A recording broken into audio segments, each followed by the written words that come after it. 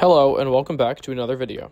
It's dinner time and we've just arrived in Minot, North Dakota after following the BNSF Northern Transcon across the western half of the state. Grabbing dinner at the Depot and Baggage Claim Bar and Grill, a train rolls by on Minot's other main line and the one that will be the focus of this video.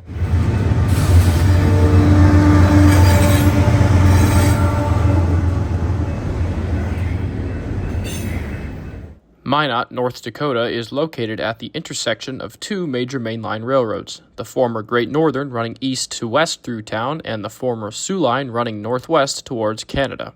Now owned by BNSF Railway and the newly formed Canadian Pacific Kansas City, the two important main lines cross at Sioux Tower just west of downtown Minot. The line we will be focusing on today is the CPKC main line, which runs between Minneapolis, Minnesota, and the Canadian border at Portal, North Dakota. The line was built by the Minneapolis, St. Paul, and Sault Ste. Marie Railroad, more commonly known as the Soo Line, which was fully absorbed as a subsidiary of the Canadian Pacific Railway in 1990. In 2023, the CP merged with Kansas City Southern, creating the CPKC operating name that we see today on this line. This video will cover 4 CPKC subdivisions that make up this route: the Portal subdivision as far as Harvey, North Dakota, the Carrington subdivision as far as Enderlin, North Dakota, the Elbow Lake subdivision to Glenwood, Minnesota, and the Paynesville subdivision to just outside Minneapolis. This line handles traffic moving to and from the Midwest to the Canadian cities of Calgary, Edmonton, and Vancouver, with some traffic even making it to the U.S. side of the Pacific Northwest after crossing back over the border further to the west. From grain to intermodal containers, this line is a vital international link for moving freight and offers great opportunities to see North America's newest Class I railroad in action.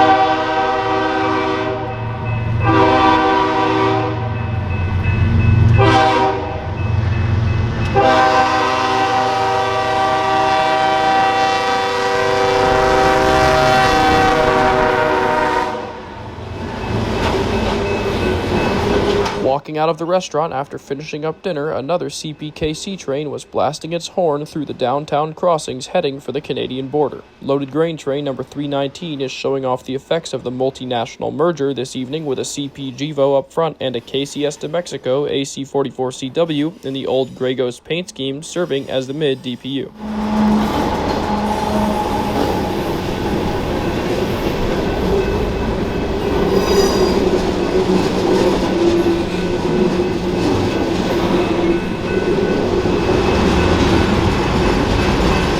This evening, 319 has a small cut of mixed freight traffic attached behind the mid-train DPU.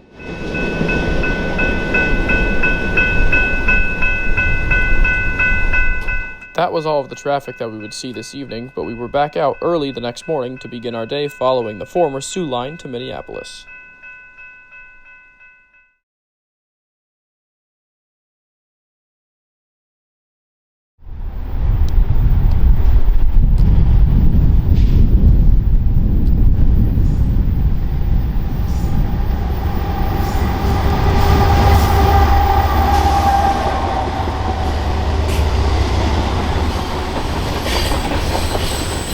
Almost immediately after arriving at Sioux Tower on Thursday morning, we heard about a CPKC train looking to come east through town. Before they could, however, the Sioux Tower Diamond belonged to BNSF as they sent a manifest train west towards Montana, an area I covered in my previous video.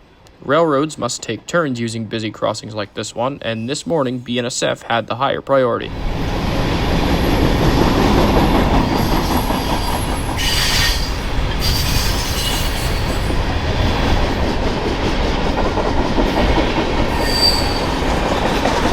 The signal cantilever that the train is currently passing under governs the Sioux Tower Diamond, with the CPKC tracks crossing the BNSF tracks just under the signal on the left side of the screen.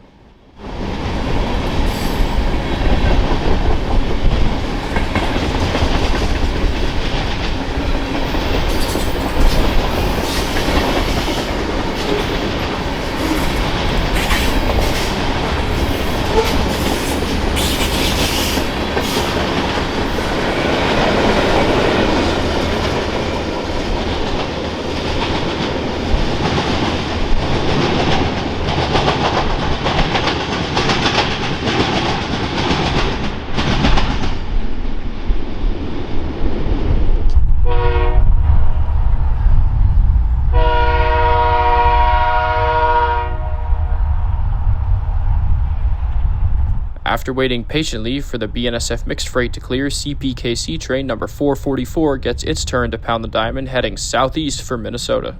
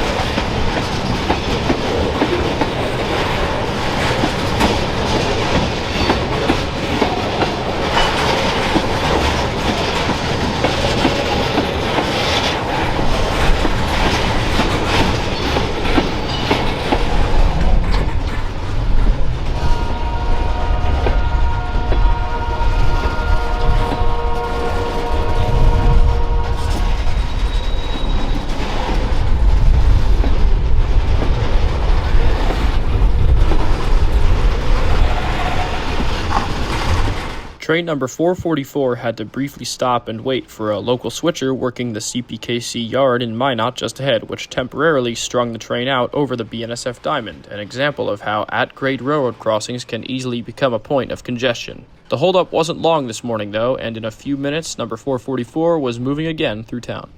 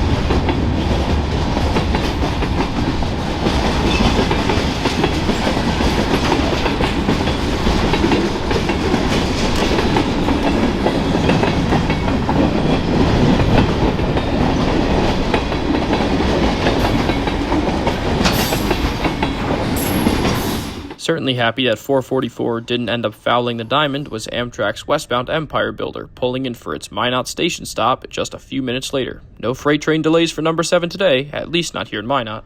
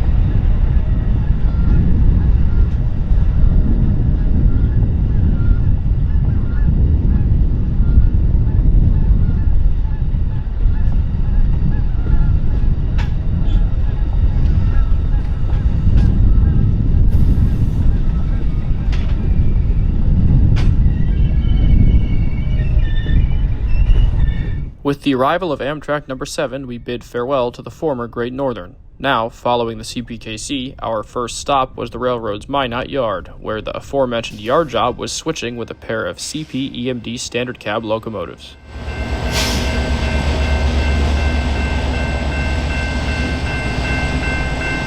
The two locomotives on what turned out to be a local freight train symboled J74 were CP's two primary EMD standard cab rebuild models. The 4-axle unit is classified as a GP20C-Eco and was rebuilt using components from EMD GP9 locomotives. The 6-axle unit, classified as an SD30C-Eco, was rebuilt from an EMD SD40-2. Both of these rebuilds were done during the 2010s, and it's great to see these old locomotives getting a new lease on life through the rebuild programs.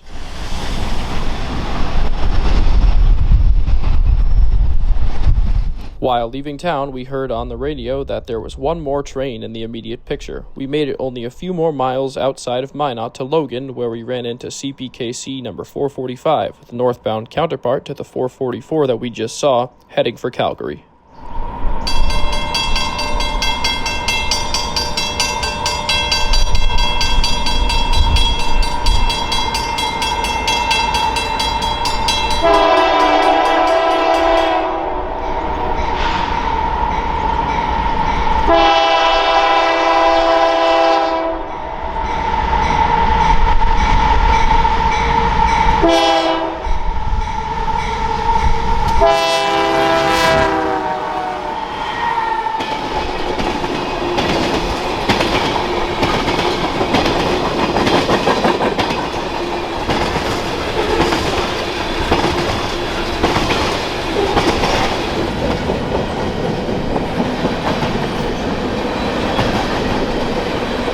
While the new CPKC had officially existed for over a year at the time of filming this video, the only real evidence aside from some operational changes to streamline the two networks of the CP and KCS merger at this date were mixed consists between the two railroads like this one. Now, in 2025, it is starting to become more common to see CPKC painted locomotives, though the vast majority of power still wears the colors of the predecessors.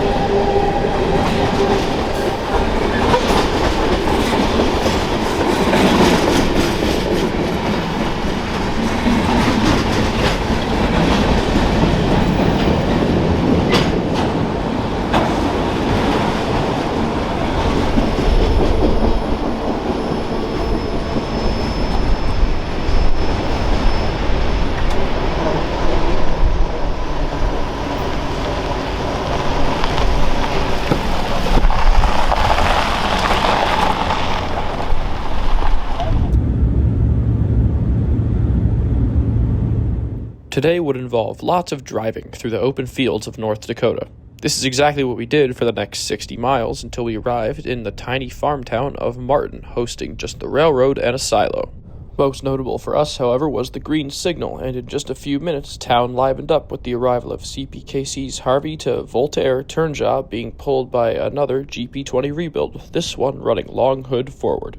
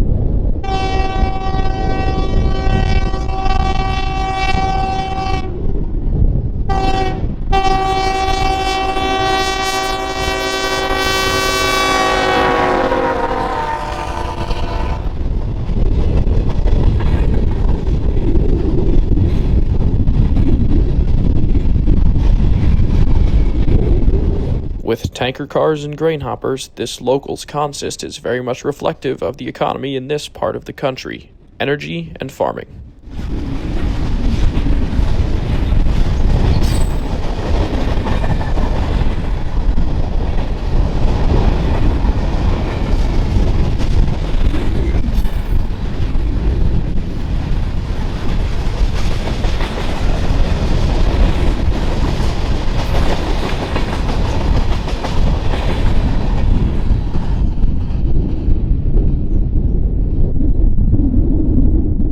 And just like that, it's back to a lot more driving down rural two-lane roads. From what I have gathered, I believe that the train count along this route comes out on average to somewhere in the low teens daily, including locals.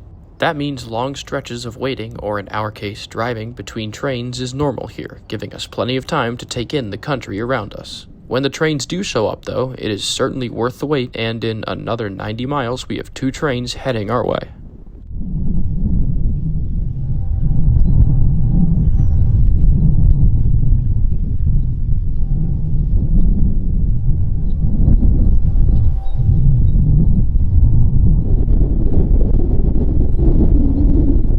Having made it east of Harvey, we are now on CPKC's Carrington subdivision, which will run as far as Enderlin, North Dakota. At Mud Lake, a medium approach signal is directing loaded grain train number 319 into the siding to allow a higher priority train to run around them. With no vegetation, the approaching grain train can be seen for miles.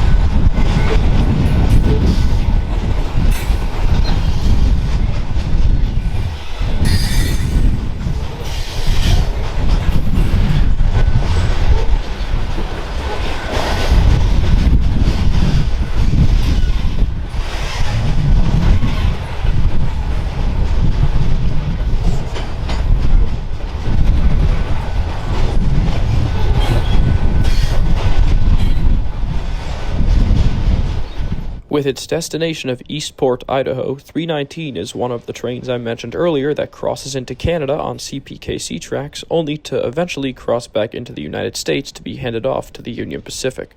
From Eastport, the UP will take the train to a destination along its system, likely in the Pacific Northwest or California. Earlier on this trip near Portland, Oregon, we saw multiple CP grainers traversing UP tracks after this interchange, which very well could have started out as a 319 and passed through this location. I will link to the video featuring these movements if you would like to go see it.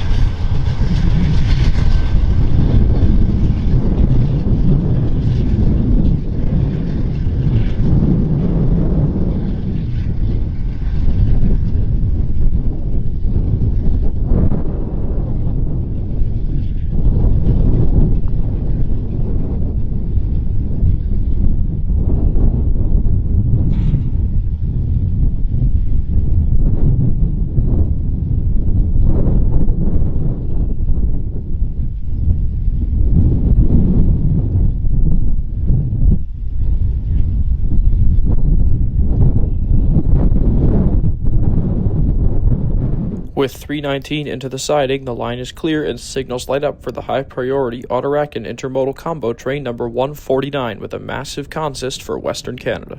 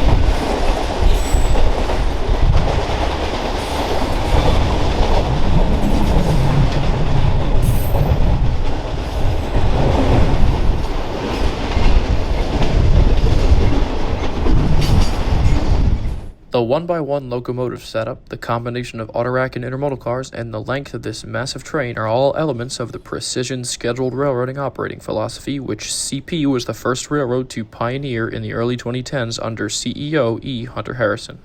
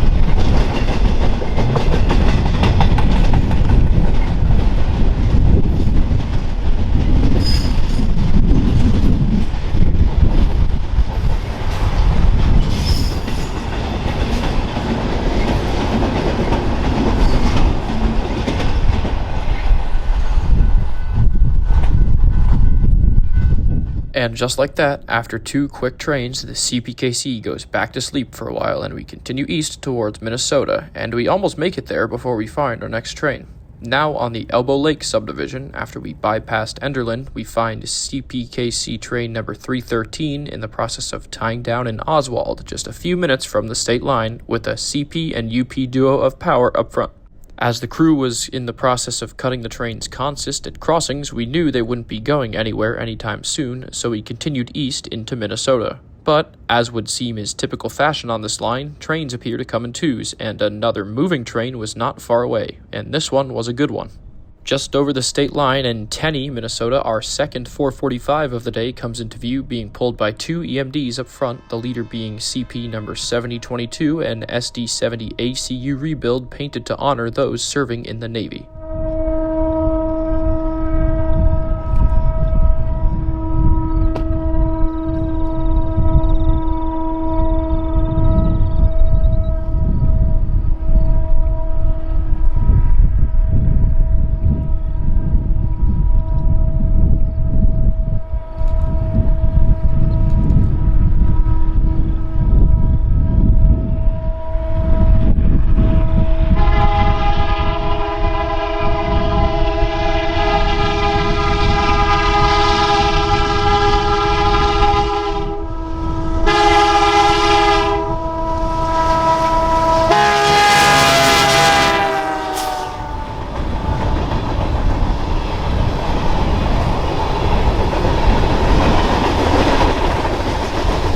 Transition is always an interesting period to document, and CPKC's merger will be no different. Before CPKC's paint scheme becomes more widespread, the mix of motive power between the 2 predecessor roads make for some colorful consists in an era that won't last forever.